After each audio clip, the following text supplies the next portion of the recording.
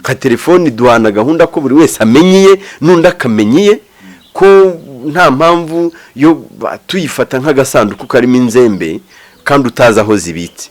Ushobora kwibeshya ugagapfundura ukajyamwo wakomerekeramo ntiwagombye kuba ko ari ryo gukomerekeje.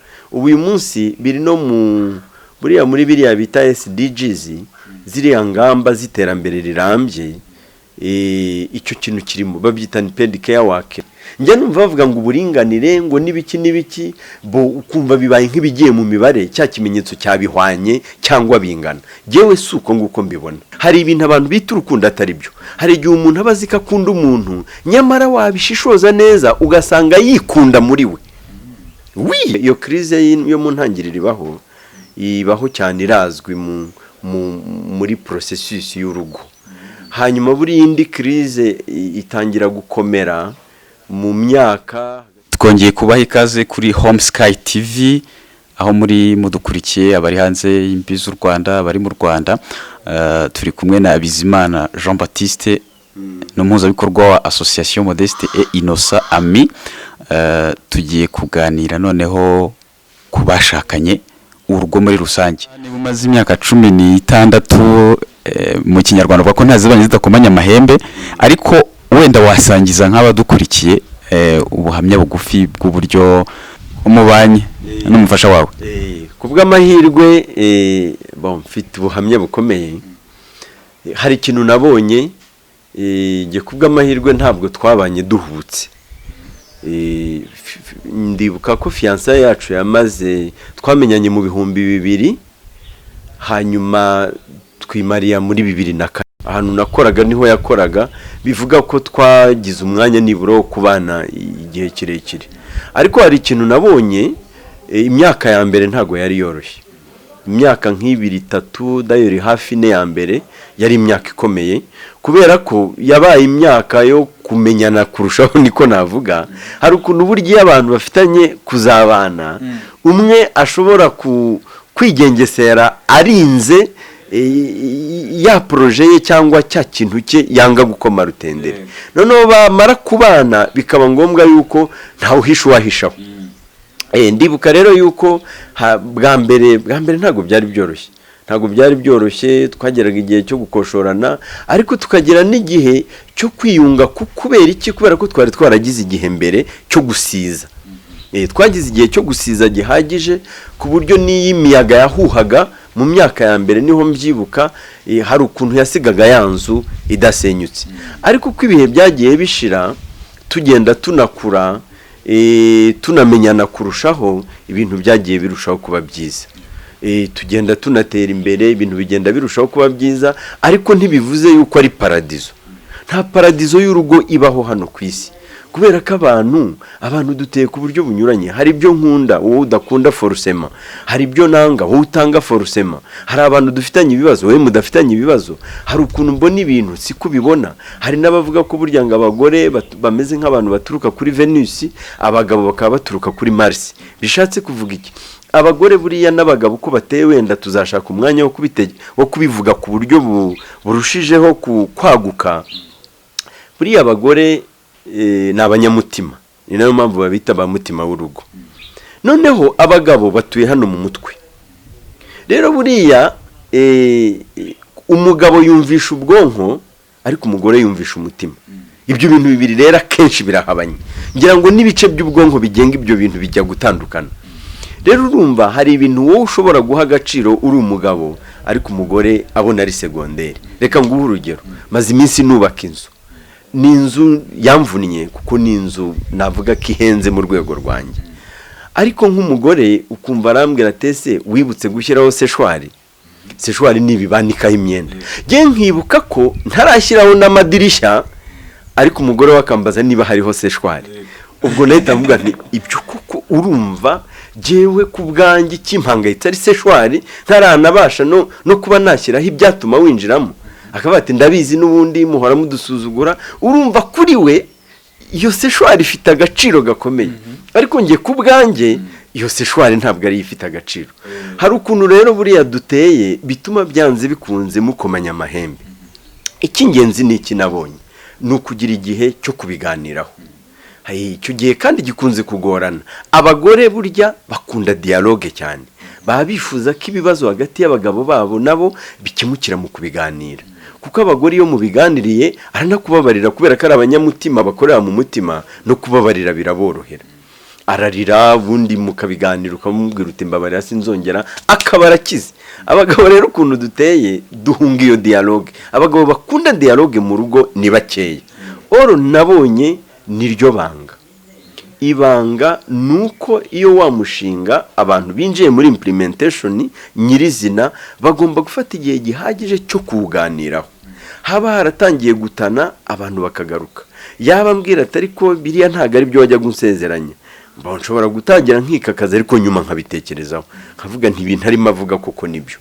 Icyo ni experience nabonye, ntibikuraho yuko mushobora gutongana uno munsi, ariko nanone iyo mufite uburyo mwashijije ikibanza mukagira uburyo muganira birangira mwongeye mwiyunze, ubuzima bugakomeza. Nuko nguko nabibonye, ntihazagira umuntu kubeshya urugo rwo nurushaka zikari paradizo, namubwira ngo ntabwo ariko bimeze, ntirubaho. Ariko nanone urugo ni rwiza. Urugo ni rwiza iyo ufite umuntu uguhangayikiye, nawe ufite uhangayikiye, ufite umuntu uvunikira kandi ukabikora wishimye, noneho hakinjiramo n'abana bashobora no kutazamo. Nabonye n'ubundi tubereyeho abandi. Iyo urebye nka 90% by'imvunu ugira ntabwo ari wowe zigirira umumaro, uzasanga zigirira bene wanyu, abana, umugore se, abasaba mu muhanda n'abandi. Rero nabonye ibanga niryo ngiryo jewe nakoresheje mu ntangiriro nge nabonye byari bikomeye, ariko n'ubwana buba bukirimo. Ubwana buba bukirimo, abantu baba bakiri byiga kurunga, baba bakibeshya ibintu bimwe na bimwe, hanyuma uko bagenda bakura batera intambwe. Iyo crise yo mu ntangiriro ibaho cyane, irazwi muri processus y'urugo. Hanyuma buri indi crise itangira gukomera mu myaka hagati ya 35 na 40. Bakunze kuvuga 40 abenshi, la quarantaine n'umwaka uzwi cyane, kuko icyo gihe abantu baba bamaze gukura bisanzura. Mvuga icyo shaka gutsimbara ku byanjye, shaka kujya aho nshaka, ya mategeko yawe ntashaka kuyemera, ari umugabo ari uko ateye, ari n'umugore ari uko ateye. Iyo rero hatabaye kongera kureviza ibyo bari barumvikanye mbere, biragorana. Ndibuka ko iwanjye hari igihe byakomeye, turi muri icyo kigero mu bihe byashize, biba ngombwa ko twongera kugira ibintu bimwe twumvikanaho. Nka telefoni duhana gahunda ko buri wese amenyiye n'undi akamenyiye, ko nta mpamvu yo tuyifata nk'agasanduku karimo inzembe kandi utazi aho zibitse. Ushobora kwibeshya ugagapfundura ukajyamwo, wakomerekeramo, ntiwagombye kuva ko ari ryo gukomerekeje, ko ntiwagombye kwiva. Hari ibintu bimwe mugeraho mukumvikana nabwo, ariko icyo kiganiro dialogue ibigomba kugaruka, no kwihangana bikagaruka. No kwihangana ni ikintu cy'ingenzi, kubahana ni ikindi cy'ingenzi. Mbese hari ibintu ni ishuri rihoraho, nubwo nta shuri ry'urugo ribaho, ari nabyo bibabaje. Umuganga ajya kuvura yarize ubuganga.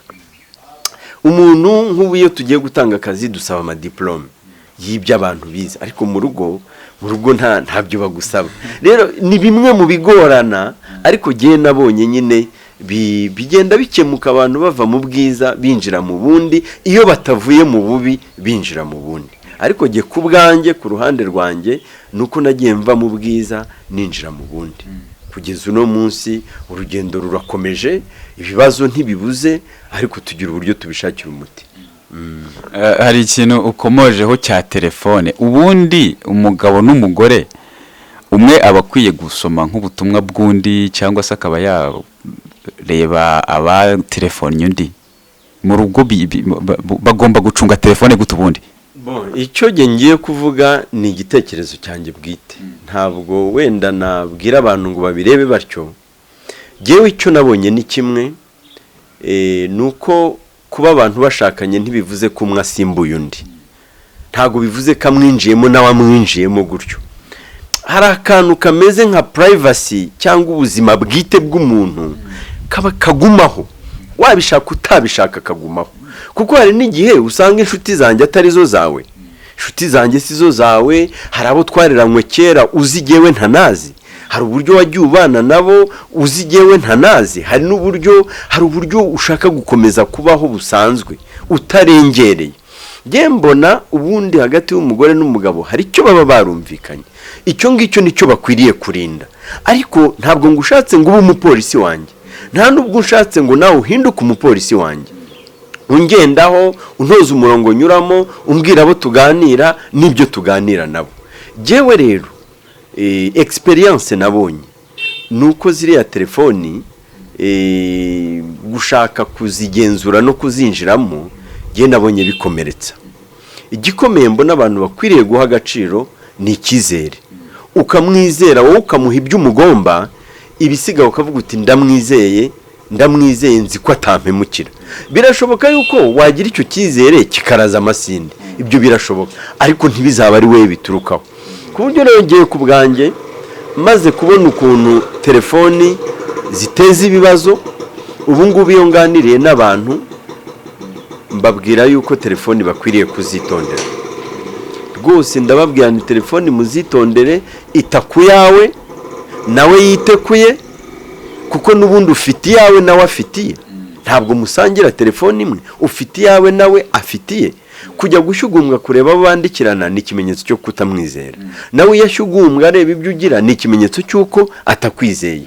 Ibyo rero nge ku bwanjye mba numva ngo nibahinga icyizere rwose, wizere umuntu wawe mubana, mugira igihe cyo kuganira, ibyo umukekaho ubimubwire hakiri kare. Mubwire utari ko hanze numva bakuvuga gutya, wowe bivugaho iki? Ko njya nkwitegereza nkabona uranshisha, nkabona uko nakubonaga atari kukiri, urabivugaho iki? Ibyo bintu byatuma ujya gucunga muri telefoni mu biganire. Niwumva amakuru aho kugira ngo ujye gusaka telefoni mu biganire, hanyuma rwose telefoni ye uyimurekere, kuko jye nabonye imeze nk'agasanduku karimo ibintu bijomba kandi bibitse ahantu utazi. Kuko byanze bikunze umuntu wese agira ku kantu ka vie prive, hari uburyo kuminikana n'abantu. Ibyo bintu wabyemera utabyemera, yaba yararahiriye kwa padiri, yaba yarabigenje gute, jewe niko nabibonye. Ku buryo rero jye ngira abantu inama bubatse b'uyu munsi, nkavuga ngo nimuhinga urukundo n'ikizere, ibya telefoni mubishyire ku ruhande, uyimurekere nawe ayikurekere. Naba mu mutima we wicayemo rwose ufite icyicaro gikomeye, nazanaganira n'abandi, agashyenga nabo, akishimana nabo, kuko nabyo ntibibujijwe. Uhumure uko ubikeneye nawe niko abikeneye. Ikibazo nabonye wenda nsoza aha hantu ni iki?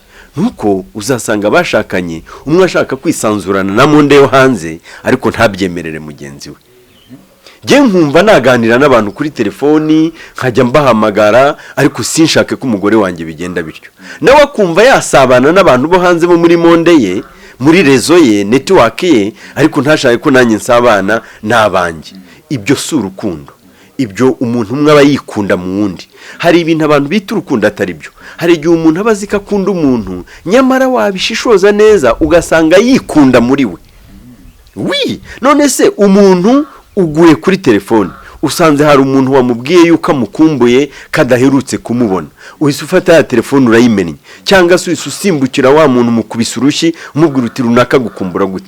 None se ubwo urwo ni urukundo? Iyo ni imbuto y'urukundo? Iyo ntabwo ari imbuto y'urukundo, iyo ni imbuto yo kwikunda. Rero hari n'ibintu abantu bita urukundo atari rwo, mbona abantu bakwiriye gusubiramo, kuko nk'uko na Pawulo yabyigishaga mu gihe cye, urukundo rwihanganira byose, rwizera byose, ntirurarikira bitari ngo ntirushyira imbere bitari, ni nka egoisme, ntabwo rushyira imbere inyungu zarwo bwite, n'ibindi byinshi cyane. Je rero icyo kintu cya telefoni kubindeba ku giti cyanjye, ntabwo ngishyugumbwa ndeba telefoni y'umugore, ntibindeba. Yashyiramo ko datayireba, niwo mwanzuro nafashe kandi nibyo bimfasha. Hari ikintu bigeze gukomozaho cy'uko umugabo akwiye gufatikanya n'umugore imwe mu mirimo yo mu rugo, kugira ngo babone umwanya uhagije wo kwitanaho.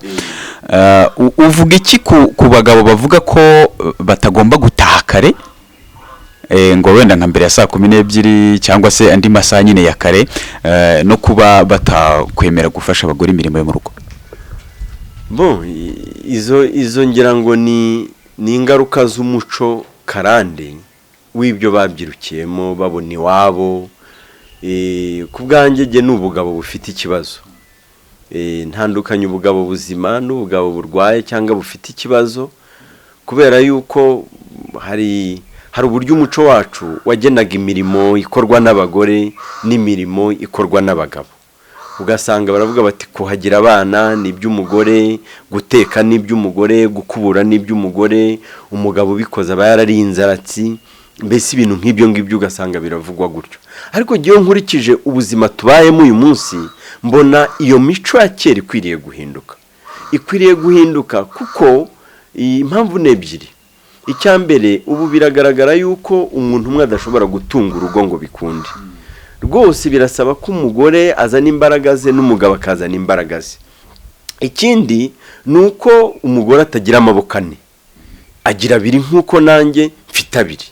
Ni ukuvuga rero jyewe mbona abagabo bumva batafasha abagore babo imirimo yo mu rugo, igihe nta n'umukozi uhari bashatse bahemba wabasha kubafasha, genda babwira ngo ibyo nibyo mu gihe cyahise.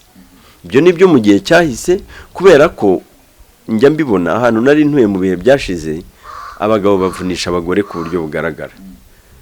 Barabavunisha, havukamo iki rero? Usanga abagore kubera imvune batagira igihe cyo kwiyitaho.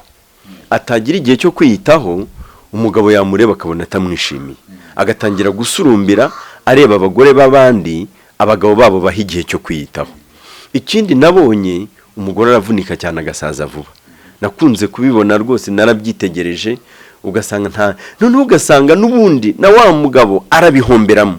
Rero nkavuga ngo ubu aho igihe kigeze, birakwiye ko abantu, umugore n'umugabo mu rugo babanza bagakora urutonde rw'imirimo ihari. Ni ukuvuga iby'urugo rwabo rukeneye kugira ngo rutere imbere. Barangiza bakavuga bati jyewe nzakora ibi, nawe uzakora ibi, tuzabihuriraho. Ingo zitangiye kumera gutyo, kuba hari izo nzi zitera imbere, aho umugabo n'umugore bajyana mu murima, niba ari abahinzi bagahinga, barangiza bagaterana intabire, bakabona gutaha. Bagera mu rugo, igihe umwe arimo yozi inkono n'urugero, undi akaba arimo yasa urukwi hafi aho ngaho. Igihe umwe acanire yari mateka, undi akaba arimo yoza wenda icyo bari buze kuriraho, cyangwa arimo yita kuri wa mwana muto uri aho ngaho, amubyinisha kugira ngo umugore abone uko abikora vuba. Abo bantu igihe cyabo bakibyaza umusaruro, kandi urwo rugo rugenda rutera imbere. Rero numva ari imico ikwiriye guhinduka. Ubu uyu munsi biri no muri biriya bita SDGs, ziriya ngamba z'iterambere rirambye. Icyo kintu kirimo babyita ni paid care work. Hari imirimo yo mu rugo itishyurwa umugore akora yita ku mugabo, ku bana n'iki. Byagaragaye ko iri mu bidindiza abagore ntibabone umwanya wo kwiteza imbere. Niyo batiteje imbere, ntibateze imbere n'urugo rwabo. Uyu munsi rero mu iterambere rirambye baravuga ngo abagabo nibashyire hasi ibyo bintu by'ubugabo bwo mu gihe gishize, noneho bambara ubugabo buzima, babyita positive masculinity cyangwa nouvelle masculinité cyangwa masculinité positive. Rero nicyo ngicyo mbwira abagabo, niba bashaka kwitabwaho, abagore babo bakababonera umwanya, urugo rugatera imbere, nibafatanye n'abagore babo muri byose. Hari ikintu wigeze gukomozaho cy'uko abashakanye bagomba guhinga icyizere bakababarirana. Ubundi buriya umugabo n'umugore bakwiye kubabarirana ku kihe kigero? Buriya rero hari ikibazo Petero yabajije Yezu. Impamvu mba nkunda kugarura ibyo ngibyo nuko nkunda ibintu by'Imana cyane. Aramubwira ati mugenzi wanjye azancumuraho kangahe mbone kumubabarira? Nzageze kuri 7. Uriya mubare Petero yarabwiye Yezu ni umwe mu mibare yuzuye muri Isirayeli. 7 ni umubare wuzuye, ntago ari umubare w'igicagate. Ni inshuro nyinshi mu by'ukuri. Yezu aramubwira ngo sinkubwiye 7 ahubwo 77. Ukubye ushobora gusanga ari umubare munini cyane, bitewe nuko baba bariyemeje kubana akaramata. Uko abantu bagenda bahorana, niko n'ibyo gupfa bigenda bibaho. Abagira icyo bapfa n'abagira icyo bapfana. Umuntu mutafite aho muhuriye ntacyo mwapfa iki ntaho muhuriye. Abagira icyo bapfa n'ubundi n'abagira icyo bapfana. Rero umugore haza mutuntu, hari igihe munabyuka neza, umwe akabwira undi jambo mugahita muritonganira. Ariko ikibanze niki nuko muhita mumenya yuko hari umushinga w'ubuzima bwose mufitanye, ako ngako ari ingeruza abahizi, ni ikigeragezo kije kugamburuza wa mushinga, mugahita mufatanya kugitera ishoti. Binyura he rero? Kubiganiraho, usaba imbabazi akazisaba, uzitanga nawe akazitanga. Ku buryo rero njye mvuga waruvuze ngo kugeza ku kihe kigero, ngiye ku bwanjye ubundi urukundo nyarukundo rubabarira byose. Babarira byose, abantu baramutse bakundanye, genza abantu bagiye bafata abo bashakanye babaca inyuma ntibatandukane, kandi ubundi burya nicyo gikomeye kurenza ibindi. Ariko genza abantu agafata umugore we rwose ari kumwe n'undi mugabo mu buriri, akamubwira ati nta kundi, none se ko ngukunda mbigenze gute, bakabana. Hari abagore nzi bagiye bafata abagabo mu kintu nk'icyo ngicyo bakabana. Icyo ku bwanjye ni igipimo kigaragaza ko urukundo afitiye wa muntu rurenze ka gace ke ngo yahaye abandi bantu.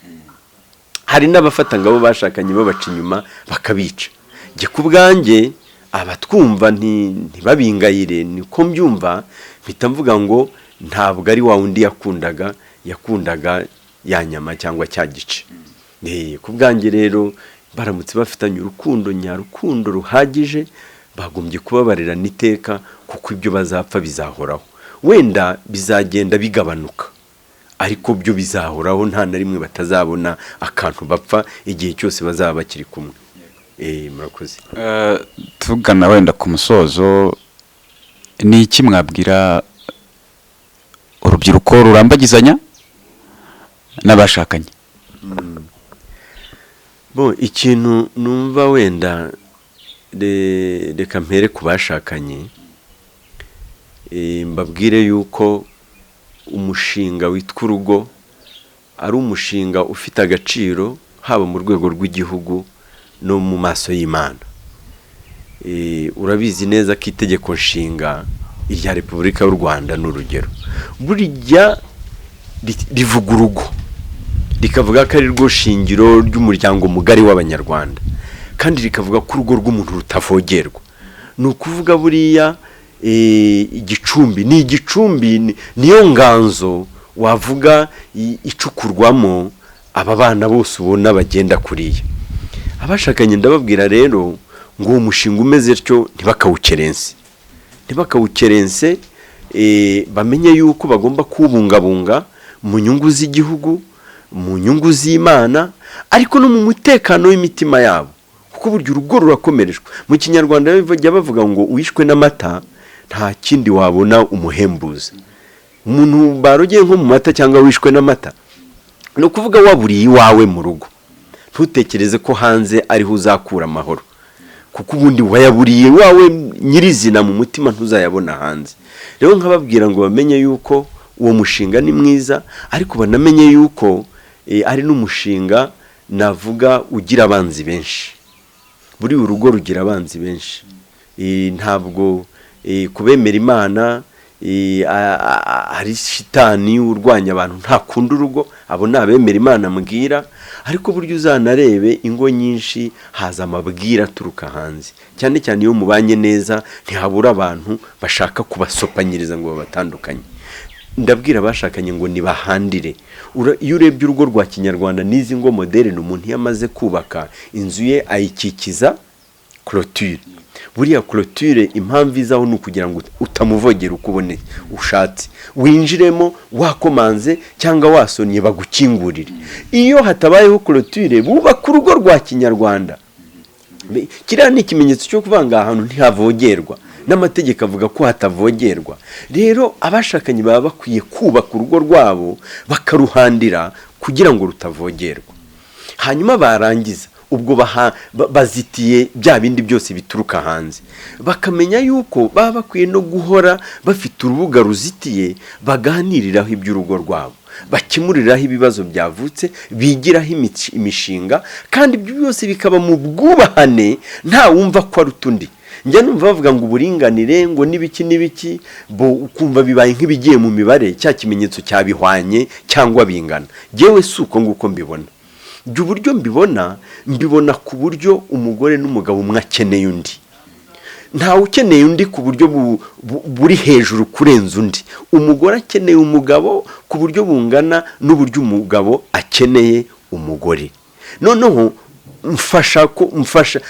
mfite inshingano zo gufasha umugore wanjye kumpa serivisi yose nkeneye, nawe afite inshingano yo kumfasha kumuha serivisi yose akeneye. Ku bwanjye ubwo nibwo buringanire, ni icyo ngicyo gikwiriye gukorwa. Ibyo rero nkavuga ngo nibabikore, birinde kuvinishanya, boroherane, kuko ibyo bazapfa byo ntibizabura. Hanyuma uko iminsi igenda yimukira indi, gihe nabonye hari ibintu bavuga ngo abagiye inama Imana irabasanga. Iyo umugore n'umugabo bagiye inama, Imana irabasanga, ubwenge bwabo buranafunguka, hanyuma n'abana babavutseho bakaba abanyamugisha. Nicyo numva nababwira. Mwakoze cyane kuganira na HomeSky TV. Nanjye ndabashimiye.